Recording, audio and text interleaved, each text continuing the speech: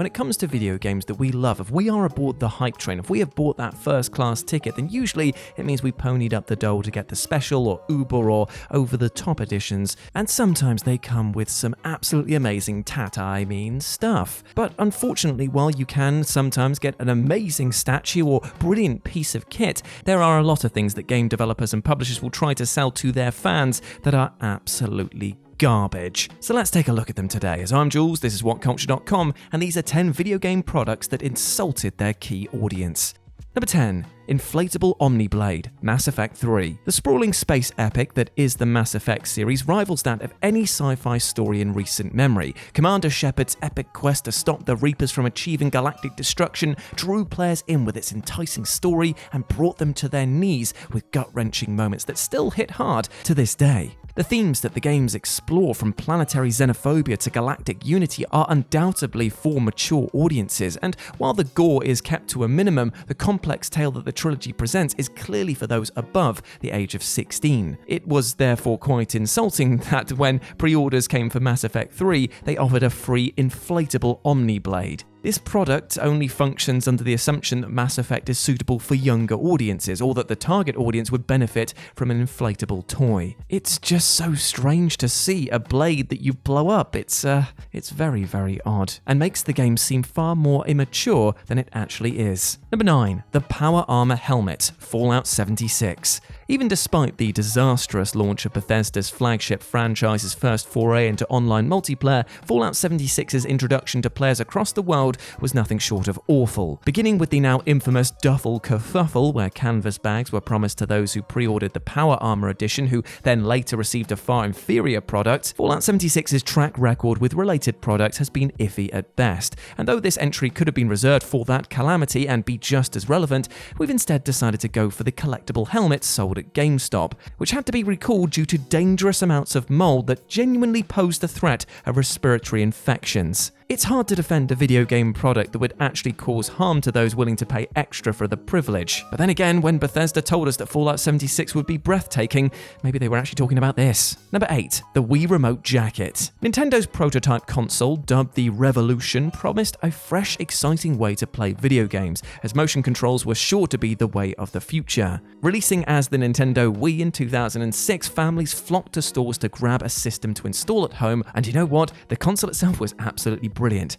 However, it did come with some issues. During the height of its popularity, numerous videos began to emerge of frankly dim-witted people accidentally throwing the system's controller through their TV screen. But Nintendo took this very, very seriously and insisted that the remote must be strapped to the player's wrist before playing the majority of the games on offer. That's fine, okay, I accept that, but what wasn't necessary was the introduction of a silicone jacket that covers the controller. And you know why that is? Because that's not saying, hey, just strap this thing to your wrist and you'll be fine. This is saying, hey look, we've coated this in a nice spongy covering because we think that you will still find a way to throw this at your TV. At least this way it won't damage the remote, you idiot. So yeah, thanks Nintendo, thanks for really treating us like babies here. Number 7. Toilet paper, no more heroes. Now, toilet paper isn't known for its longevity, especially in this day and age where it's still commanding a reasonably high price for those who want to be the poo-poo baron. But you know what? It's very curious that this product even exists to begin with, as No More Heroes has so much potential for far much more cooler merchandise. However, I guess the toilet roll does fit thematically with this title, as protagonist Travis uses the restroom to save the game. But you know what? Once you've got this product, its functions are pretty limited indeed. Walking into a bathroom to do your business only to see the house owner has taken the liberty of using this bog roll bundled with a Wii game would definitely cause some puzzling things. And surely, if it's this one-of-a-kind thing, you'd want this as a treasured piece of toilet roll and would therefore never be used, which makes it even weirder. Number 6. The Shower Power, Super Mario Bros. The release of Super Mario Bros. On the NES in 1985 began a craze for the Italian former plumber unlike anything the medium had seen before. Nintendo's iconic character is the poster child for not only the company who created him, but pretty much the entirety of video games, so it's no surprise that a plethora of Super Mario products hit the shelves for players to flock to. One such item was, curiously, the Shower Power, an attachment for the bathroom which reminds you of your love for Jumpman every single time you wash. And though game collecting often comes with a smattering of toys and merchandise to decorate the area, extending this love to the bathroom is simply a bridge too far. It's bad enough when it's installed in your home, but having a potential partner over for those bachelors out there is pretty much a no-go now, because this budding relationship is sure to diminish when they find that your bathroom is decorated with a Super Mario Bros. Shower head. I mean, maybe you'll find that lucky one out there. I mean, we all hope, but still, if I walked in there, I'd have some definite questions. Number 5. Action figures from Dead or Alive. Dead or Alive's reputation as a serious video game fighter, rivaling Street Fighter or Mortal Kombat, has become increasingly tarnished by the series' shift to skimpy clothing and provocative themes. Though the gameplay in the series has remained constantly enjoyable, the characters do seem to lose clothing with each and every new release. NetherRealm's recent titles do well to make the iconic characters like Melina and Katana far more than just their appearances, yet Dead or Alive constantly seems to fail to do so, which is pretty insulting to those who are itching for a good fighting game experience. But you can always go one step further and, oh wait, they did, because you can buy full life and fully breasted figures of the women sporting suggestive bunny outfits and bending over. It feels like it needs a not safe for work filter on just looking at these. But the problem is much deeper than this, because while, women can wear whatever they want and more power to them, this is objectifying them, overtly so. And anyone who purchases these products is surely going to be met with more than concerned looks. Action figures are a manifestation of our gaming interest, yet here it's showing what you're interested in, and that is something completely different. Number 4, the love pillow from Catherine. Despite the suggestive items present in the Love is Over Deluxe Edition, Catherine, while provocative at times, is a serious game about the guilt of having an affair. Protagonist Vincent is tormented by nightmares thanks to his decisions and his moral conundrum makes for the game's story. But you'd think that the deluxe edition of the game would come with something more fitting of the tale, yet what it was actually bundled with was, well, amongst other things, a love pillow. Outside of its obvious limited use, the product implies that the game is much more provocative than it actually is. There are moments where Vincent's adultery does get steamy as Catherine, with a C's youthful and playful nature, leads itself well to seduction, but the deluxe edition would have you believe that the whole game is sex and nothing more. To be honest, I'm sure that there are those of us who find the amusement in having a love pillow, but at the same time, they're probably not going to enjoy the game as a result because they might feel that they were missold on what the game actually is. Number 3, Homework First, Nintendo Entertainment System.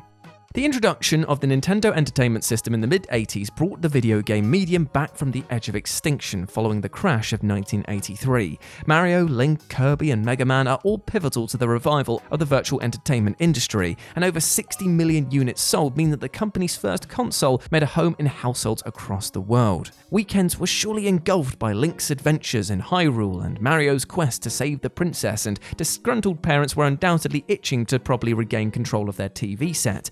So much so that SafeCare made a custom combination lock called Homework First that could be bolted to the front of the NES to prevent prolonged use of the system. The device was absolutely no nonsense and included zero aesthetic quirks to make the lock seem reasonable. Instead, its ugly design almost gave the impression that it was a serious attempt to crack down on excessive video game use and prevent Mario and Mega Man from rotting our brains. If any of you had the unfortunate case of having one of these on your NES, please let me know because, God, I feel sorry for you. Number 2, Pip-Boy, Fallout 4. Fallout 4's Pip-Boy product is the kind of item that you line up for just one use and never think of it again. And you know why that is? It's because of the fact that while this was marketed and effectively sold as a wrist device that could be used and had a light-up display and looked really actually close to the thing that you get in the game, it instead turned out to just be a plastic bracelet where you could put your phone into and run a dedicated app.